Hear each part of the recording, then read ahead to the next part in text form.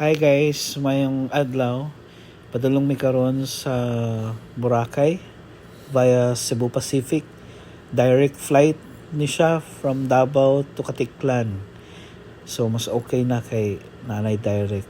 So mo ni siya ang isla sa Boracay, nindot kay tanawon sa taas, white sun kaayo, maklaro jud nimo na puti kaayo ang beach sa Boracay.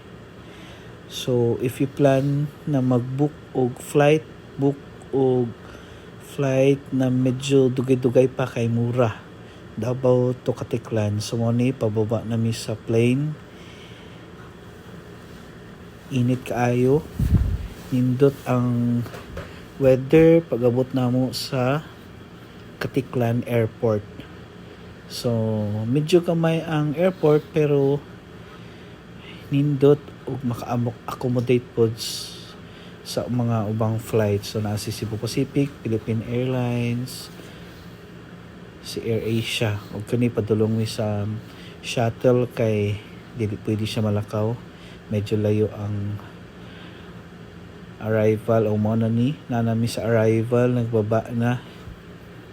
So naami check-in baggage kay medyo dugay-dugay among stay, 5 days and 4 nights diri sa Boracay.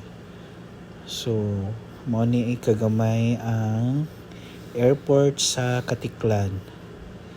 So gikuha na namo isa na mo ka baggage ni bench og naapod ko isa ka buok na hand carry og duha ka backpack. Mo na ni among transfer among hotel kay Henan Regency, so mas better na mag-book mo og transfer sa ilaha kay dili hassle.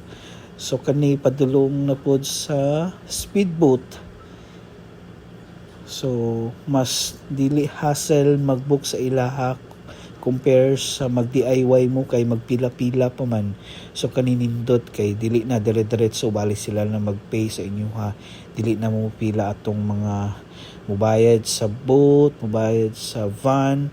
So kani pababa na mi ani sa speedboat padulong sa Pantalan. So naana po'y nag paabot sa amuan na van.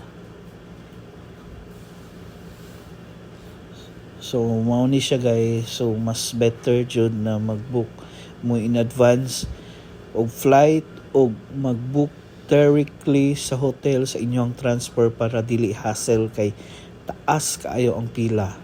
So mas convenient mi nga ingani among gibuhat. Medyo mahal-mahal ang bayad pero at least dili mo mahasol kay daghan pa ba siya transfer. Mo transfer mo van, mo transfer mo boat. So ani naabot na mi sa Henan Regency, mao nila ang lobby ay ilahang hotel. So pababa na mi sa van. Hapsay ang pag-transfer kay dire-diretso nindot ang service sa Henan. Actually ang Henan Regency ay ang Henan Group of Resort kay daghan siya sa Boracay. So diri ang among napili kay ang Henan Regency. So mao ni ilang van nindot kaayo. Medyo dako then kani ilang lobby. Nindot sad dako kaayo. Then amo ang pagbook sa mo ang room kay website direct kay medyo makamura sa ilaha.